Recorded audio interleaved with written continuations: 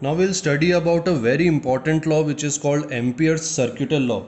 It is a very important, it can be called as Gauss law of magnetism. Just like there was Gauss law of electrostatics, it was very important. So this Ampere's circuital law is very important. So make sure you understand this properly. So first we'll write the statement of this circuital law. This law states that line integration of magnetic field of a closed path, this is the important thing, of closed path in a vacuum or free space is equal to product of magnetic permeability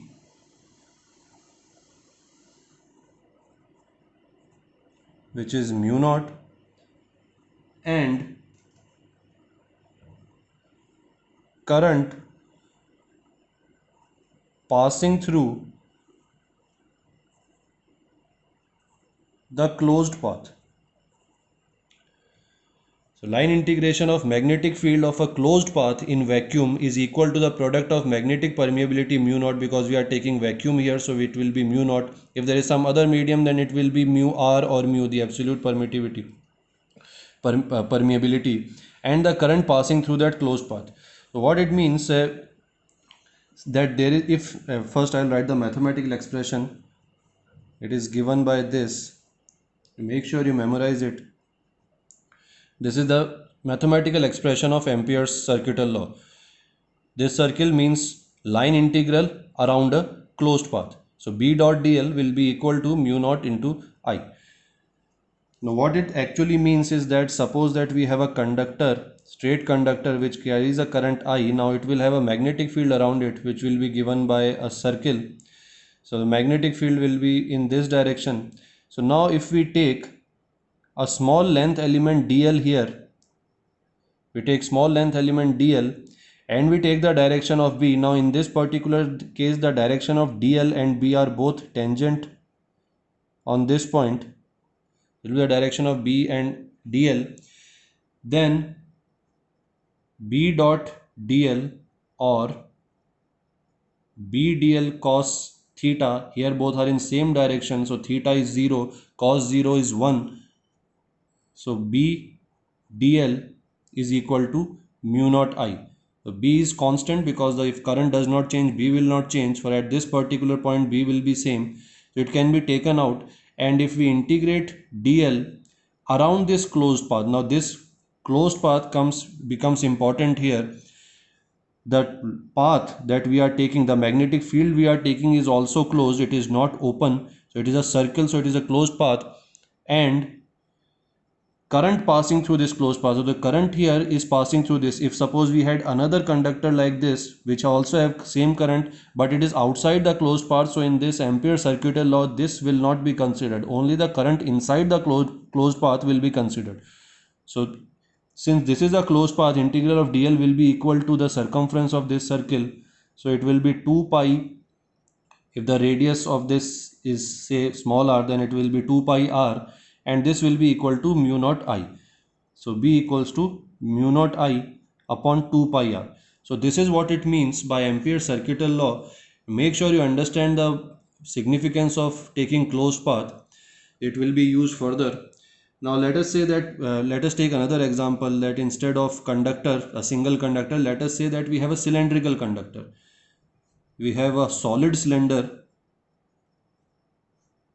let us say like this, and say that its radius is capital R, O, and this is the axis of the cylinder, and this is O dash.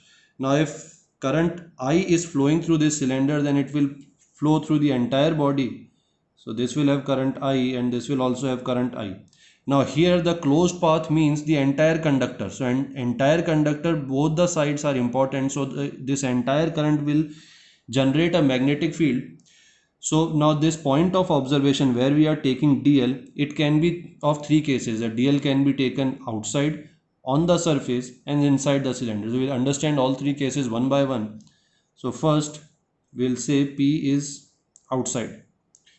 This is point P. Now the magnetic field due to this conductor, again it will be a circle like this. This direction will be the magnetic field.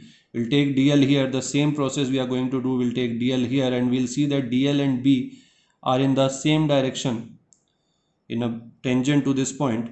So when P is outside, then by Ampere's law, B dot dl equals to mu naught I. Same steps we are going to do here. B dot dl is B dl cos theta. Theta is 0 here. So B dl will be, B is taken out. It will be integral of dl equals to mu naught I.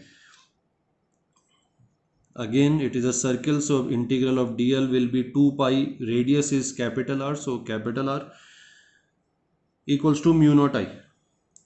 This will give us the value B equals to mu naught I upon radius of, capital R is the radius of cylinder. The radius of this circle is, say, small r, so 2 pi r.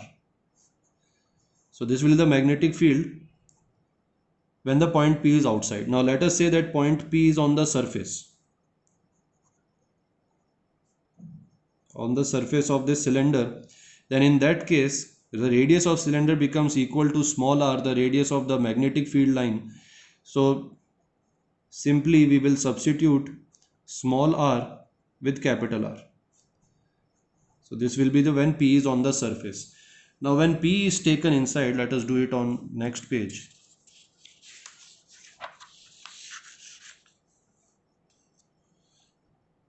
Now if this is the same cylinder, this is the axis, this was O, this was O dash. Now point P is inside. Now that means the closed path that we are going to form will be like this. This will be the value of R. So that means there will be some area of the cylinder outside this closed path. So hence there will be some current outside this closed path. So we are going to consider only that current which is inside this closed path, because Ampere law make it compulsory for that. So we will take current flowing through only this much cross section area, not the entire cylinder, only under the closed path. And let us say that this current is I dash. The current outside was I. This current in the closed path is I dash. Now when this happens,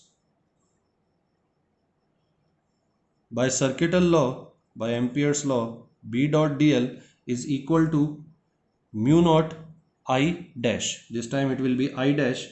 Now again dl and B are in the same direction. There is no change on the left hand side of the equation. So we'll write it directly like this. Mu naught I, or B will be equal to mu naught I dash upon 2 pi r. Now to find out this value of I dash, we can use unitary method. You can say that current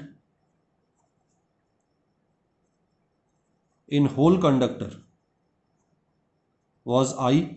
We took the entire current was I.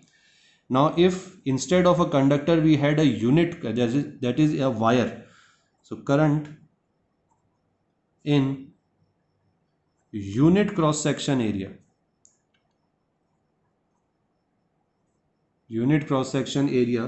it will be equal to I upon pi r square. So because the current in the entire cross section area was I, current in whole conductor, that means the current in pi r square area was I. So current in unit cross section area will be I upon pi r square. And therefore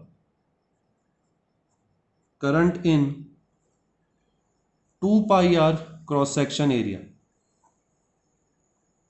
2 pi r is only this much cross section from here to here. So current only in this cross section area will be equal to I upon pi capital R square multiplied by 2 pi, it is an area pi r square. Pi r square.